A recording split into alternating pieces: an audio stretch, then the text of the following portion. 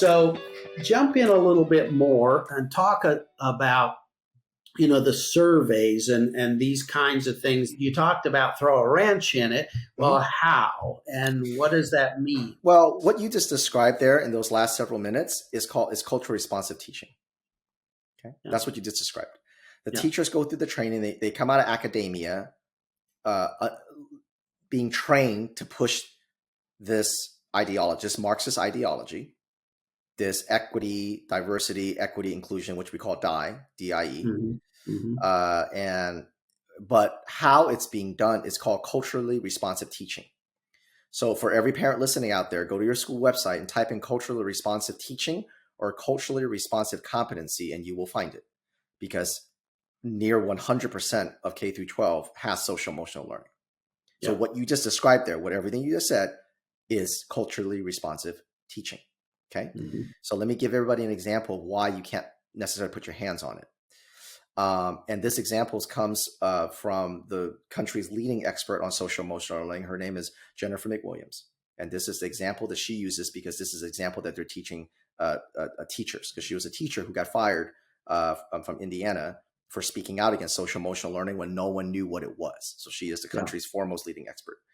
I'm going to give you an example from a second grade math class, and then I'll get into the surveys of how it throws a wrench, and then we can wrap up about how parents can what they can do. Again, is all about action.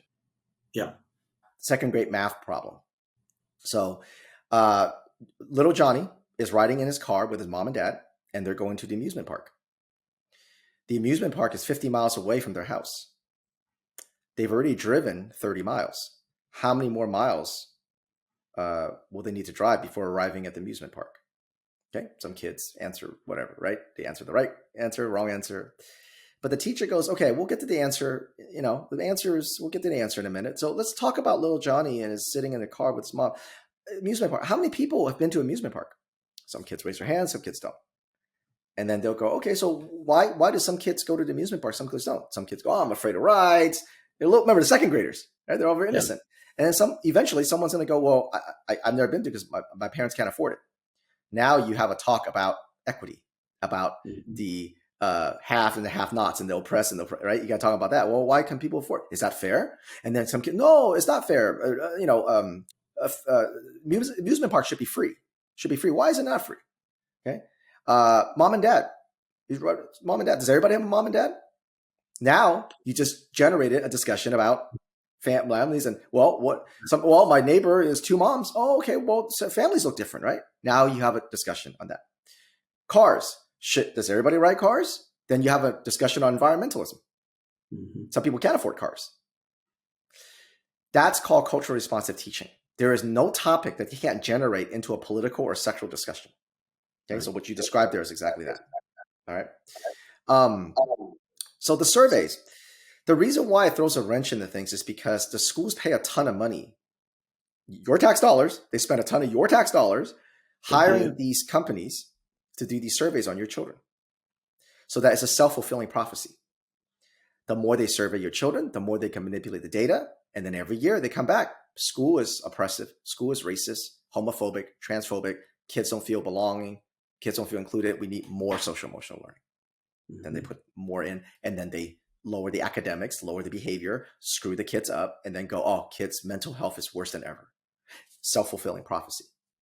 If you take your children out of the data, that screws them up because now they don't have enough children to survey, because now you get like 30%, 20% of the schools not taking it. That's hundreds, if not thousands of students, depending on, how big your school district is. And then now they can't say, oh, all students want this, or 80% of parents want this. No, you're not surveying the whole school. You're not supporting everyone. So now you got a number of parents can push back and go, 30% of us, 20% of us is not taking the survey. So these policies are not supporting everybody. Also, they're not getting the data because they're expecting a certain amount of data, especially these companies. You're paying for it. So then now they're expecting a certain amount of data. At the very least, that's kind of that high level, how you can throw a wrench in it. But on a personal level, you do not want your children's data stored in these databases. These longitudinal databases follow your child forever. So I'm gonna extend this further. I'm going to go a little further now than what that's happening today. Where they're going with it is they're going to be setting up your children for a credit system, a credit scoring system. Meaning that, let's say at 18, 19, 20, your child goes, hey, I want to exercise my Second Amendment. They're going to say, in schools, we had these surveys. He doesn't meet the mental health criteria. He doesn't meet this. Again, mental health, through whose lens is it? Yep. Through whose lens is it? Not the mental health that we know it. It's they don't have the right thought process. So they're deemed not the right score, not the right mental health. They shouldn't own firearms. You know what? They don't have the right scores. We're not going to let them open a bank account because they're hateful. What do you mean they're hateful? They're calling for violence. They don't believe a man can get pregnant. That's very hateful. You see? Through whose lens is it? That's why it's so important to understand language contamination. They use your vocabulary, not your dictionary. Right. So you have to get your kids out of the data mining. So if you go to courageasahabit.org, and Melvin, I will send you the link so you can put it in your show notes. And when you upload it to wherever you upload it, you can put it in the show notes. Sure. But just as a verbal, you can go to courageasahabit.org and click on SEL surveys. Okay. Mm-hmm. If you click on SEL surveys, we describe in these tools, there's a set of tools that goes into a lot more detail than what I could have gone through here, but It covers everything that I said. Plus it gives you more detail. It talks about what the surveys are, how it's being used as a self-fulfilling prophecy, what they do with the answers. We have something in there called Survey Says that explains exactly what I just explained. In fact, the question about do you feel confident in your completing your assignment comes from that. And then at the end of each of those documents, there is a opt-out form that our attorneys wrote for you, the parents, to use to turn in. You use the opt-out form. We also tell you what happens if they lie to you and say you can't opt out. And we give you a tip on that too. We tell you who to send it to, how to send it. We walk you through that. So just, download the survey, and that's a tool for the parents. Excellent. So we will definitely put that there. Thank you for sharing that. Let me ask this question, because it's my understanding, and I think I have this right. Most of this is actually driven through the federal Department of Education. Correct. And it's pushed down as part of the agenda. You do these things. It's kind of, top down focus into the states, and we'll fund certain things if you get us. And they don't make it about data, but that's what it's all about. The federal Department of Education is almost entirely about collecting data. There's that, right? Then there's the teachers unions, right? And then there's the companies that they partner with, like CASEL, which is the main CASEL. CASEL is CASEL. That is all social emotional learning comes from that organization. They have vendors that take their social emotional learning, and schools pay them a lot of money to put it in, but it all comes from CASEL. But yes, all the different the pushing comes from the Department of Education. You're correct. So here's where I'm coming, and I realize every state's a little different, okay? Because of the state actually sets the policy for education in their statutes and through their structure and so forth. Many states they have a state board of education that gives minimum standards of learning. And then there are the local school boards that implement, and they actually set the policies and do the hiring and firing and do a lot of carry the real weight of making that school district function and operate well. So isn't it also true that local school boards have authority over whether or not they allow these kinds of things to function and take place in their schools? We talk about the parents, and you can opt your kid out. Well, can't communities go to the school boards and say, we don't want to have any part of this? Oh, and absolutely. That ought to be cut off at the knees by local school boards. 100%. They can. That's why it's so important to show up, speak up, and reject the transgender cult recruiters, child abusers that call you labels. They don't want you to speak up. They don't want you to hold your school board accountable. This is where courage is a habit. You got to push through that. You're absolutely right. a school board has a lot of power to be able to end some of these contracts, make it opt-in instead of opt-out, or get rid of the surveys altogether. Stop paying these companies to do nonsense like anti-racism training and LGBTQ inclusivity training. Those are things all by the school board. The school board can stop all those things. Yep. The teacher development days, bringing speakers in, drag queen hours and having them come in, all those things. The school board can end all those contracts. Exactly. Absolutely. 100%. Another group that we won't have enough time on this podcast, but I will point you and I'll give you the link. The group that the parents often don't look at are school counselors. Yes. The school counselors and social workers, they are the largest purveyors of the transgender cult. Okay. Mm-hmm. They are not the teachers or the school board, the school counselors. The teachers obviously have, because they're around your kids and they can influence your kids horribly, which is why you got to get rid of teachers and expose teachers. And you see that online with Lives of TikTok and Inside the Classroom and those folks like that. But if the school counselors as a system, they come in and they identify the kids who actually need help, who are going through a hard time. And instead of dealing with the underlying issue, they move them towards the pronouns, the binding. And then obviously once you get on that train, the going to the surgeries and the drugs it's quick. So the school counselors, and so we'll give you a link to that because we do a ton of work on the school counselors, which we won't have time to get into. But but you're right. Back to the school boards, they have a tremendous amount of power, but they need parents to voice and to have the parents be louder and bigger than these activists that comes. Usually these activists they're not even locally. They're usually coming out from a different area. Yeah, we see that all the time. Yeah. Excellent. Wow, this is good stuff. So talk to us for just a minute as we kind of wrap up. How would you encourage parents and teachers, and I know there are a lot of counselors out there grappling with this as well because we talk to them. Yes. They talk to us. That's right. How would you speak to them and school board members, okay, these different layers of influencers and help them to build habits of courage?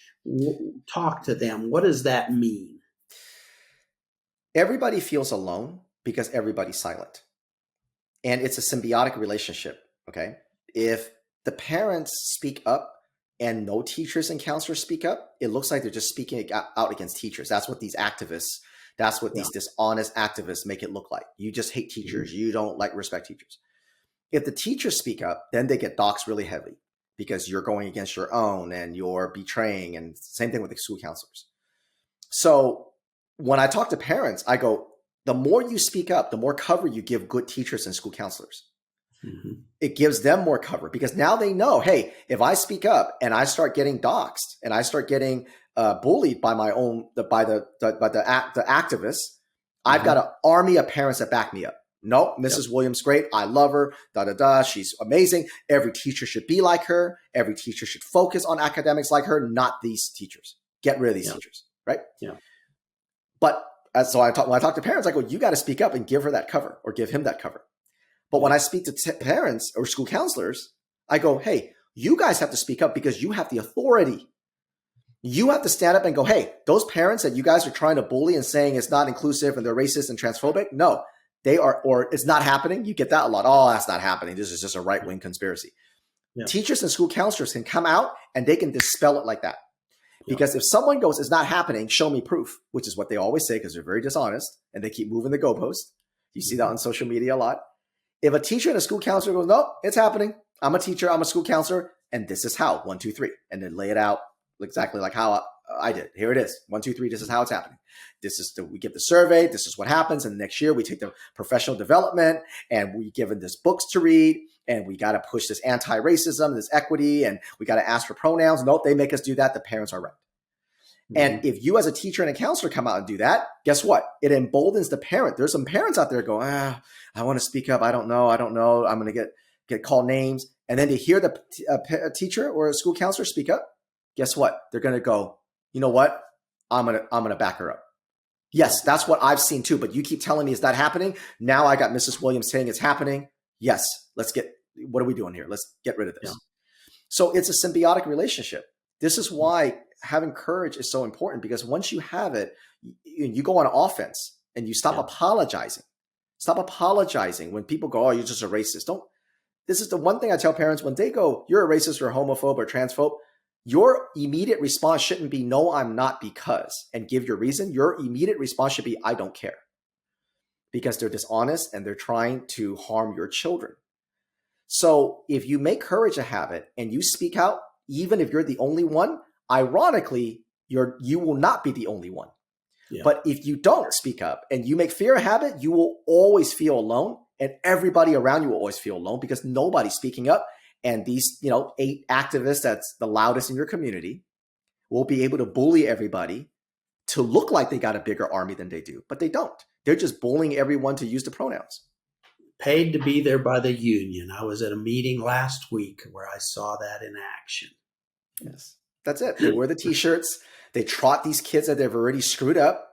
They talk about how you're killing me and you're erasing me, and they're using all these emotional blackmail language. Yeah, look past it. None of it's true. They're not killing themselves. If they're killing themselves, it's because these transgender the recruiters are confusing them, telling them that they're not a boy or girl, and if someone doesn't call you by the right name, they're erasing you. They're the ones that's causing that, not because a sane, loving parent goes, honey, you're going through it. You're going through this. You're not a boy, and I'm gonna love you too much to get you on these body destroying hormone blockers and these surgeries that'll make you a lifelong medical patient. So that's what I tell. This is what we train parents for. This is what when we go into training, we do obviously speaking engagements and trainings, and we go into different states and communities and school districts, and we teach the courage as a habit model. We take tools, we break down their schools and go, okay, your schools do it this way. Largely all schools do it mostly the same way, but obviously once you get down to the nitty gritty, sure, there's going to be like, okay, your school does it specifically like this. All schools are doing it. Okay. So I want everyone to understand this is not a red or blue state thing. Every single K through 12 is doing it. We have yet to see a school district that doesn't have social emotional learning. And there's no such thing as good social emotional learning. All social emotional learning is meant to be like this. Schools might have it in varying intensity, but they're all working towards the same goal, which is to indoctrinate your children to the idea that America is oppressive, confuse them sexually, sexualize them early, and ultimately separate the children from their parents by saying, we're keeping these secrets from parents because parents are unsafe. And that's what the school counselors do. And again, if you go to courageasahabit.org and click under school counselors, you will see our tools and our exposés on them, which I'll send you the link. Alvin, thank you so much for sharing with us today. It's been very informative, very straightforward and transparent. I appreciate it so much. For our listeners, we will include all these relevant links to Courage is a Habit, their website and so forth on the show notes for this episode. And so please go there, use those and dig in, do your research, get informed. That's the most important thing you can do is equip yourself with knowledge so that you can stand up for and protect your children, your grandchildren, your students, your communities. And so also, let me encourage you to follow NWEF, Noah Webster Educational Foundation, on your social media so that you don't miss any important updates or resources that we're bringing to you. And most of all, thank you for listening. Thank you so much, Melvin, for having me. This was a great conversation. I hope I get you a chance to come back. Everybody, go, if you want to follow us on our socials, it's @CourageHabit. That's @CourageHabit. That's on all our socials, YouTube, Instagram, Twitter. And then, of course, courageasahabit.org. You'll see the links. And we are a nonprofit. Every dollar that we get goes right back into the work and the tools. We try to keep a very small professional staff, which is why the things that we put out look the way it does and sound the way it does, is because we have very, very good, hardworking people working on it. And we definitely want to continue to grow our team so that we can give you guys the tools to stand up for your children. So if you go to courageasahabit.org, you can click on the little heart there and support us in that way. Every dollar goes right back to our work. Thank you, Alvin.